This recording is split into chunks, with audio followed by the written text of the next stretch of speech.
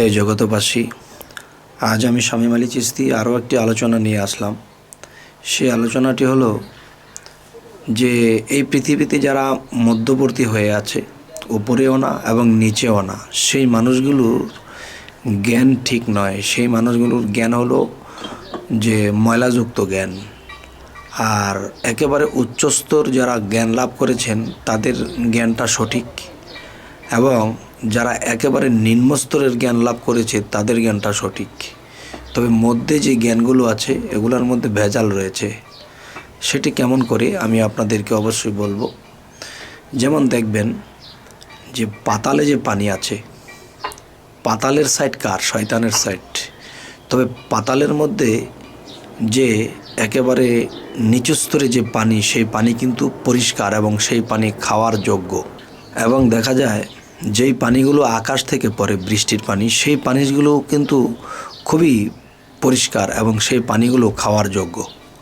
যেমন দেখবেন নালা, ডোবা, পুকুর বা খাল, বিল যে এই পানিগুলো আছে, এগুলোর পানিগুলো কিন্তু খাওয়ার যোগ্য না, এগুলা বিভিন্ন ময়লাযুক্ত।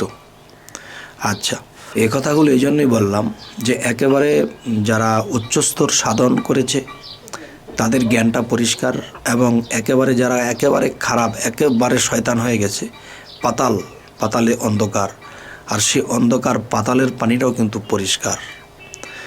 তাহলে বোঝা গেল যে মধ্যস্তরের যে মানুষগুলো, সেই মানুষগুলোর জ্ঞান ঠিক নয়। সেই জ্ঞানগুলো হলো যে সেই জ্ঞানের সাথে পানির তুলনা করা হয়েছে, এবং সেই মধ্যস্তরের ডোবা নালার পানিগুলো ময়লাযুক্ত। এই পানিগুলো যদি মানুষ খায় তবে সে রোগাক্রান্ত হবে। ঠিক আসমান থেকে যে পানিটা বৃষ্টিরূপে পড়ে, সেই পানিটা কিন্তু পরিষ্কার, সেই পানিটা কিন্তু খাওয়ার যোগ্য। আর পাতালের পানিটাও খাওয়ার যোগ্য, সেটা খেলেও মানুষ রোগাক্রান্ত হয় না।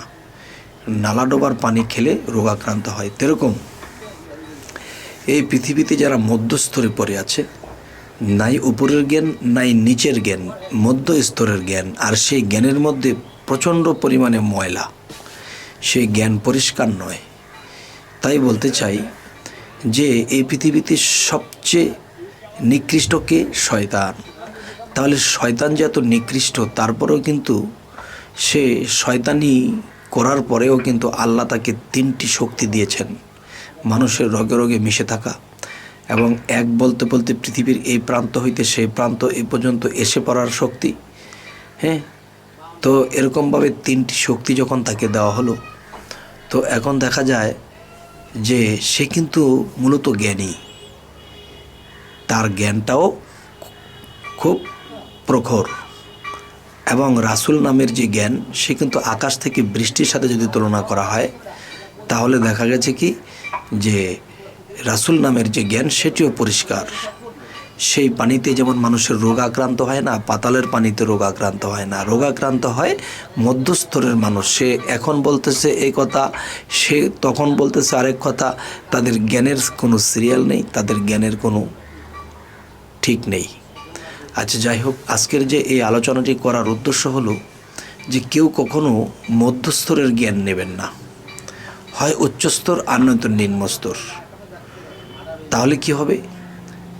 যে নিচের খবর জানে সে মধ্যের খবর জানে, যে উপরের খবর জানে সে মধ্যের খবর জানে, আর যে মধ্যে আছে সে কিন্তু নিচের খবর জানে না এবং উপরের খবর জানে না। কিছু বুঝিয়ে বলতে গেলে সেটা সে মানে না।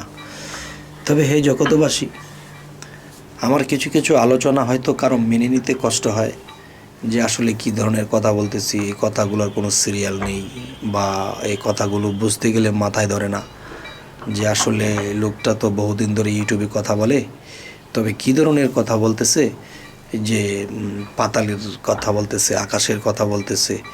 তো যাই কিছু বললাম, অবশ্যই আমি জ্ঞানী সম্প্রদায়ের কাছে আমার এই কথাটি রাখলাম। কেননা যে এই কথাগুলো বোঝার জন্যে এরকম স্তরের লোকই দরকার। সকলে বুঝবে না, তবে হ্যাঁ বুঝবে যদি তিনি সে উপরের বা নিচের মানুষের সঙ্গ তার থাকে। তবে আমি শামীম আলী চিশতি আপনাদেরকে একটা কথা বলবো, যে যদি মনে করেন যে হ্যাঁ এই কথাগুলো ঠিক নয়, এই কথাগুলো আসলে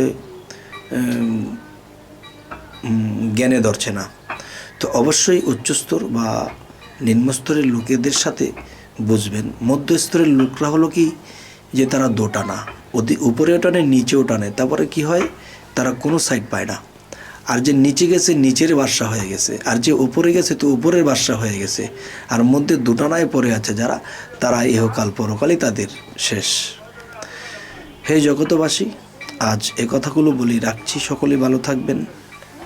আল্লাহ হাফিজ।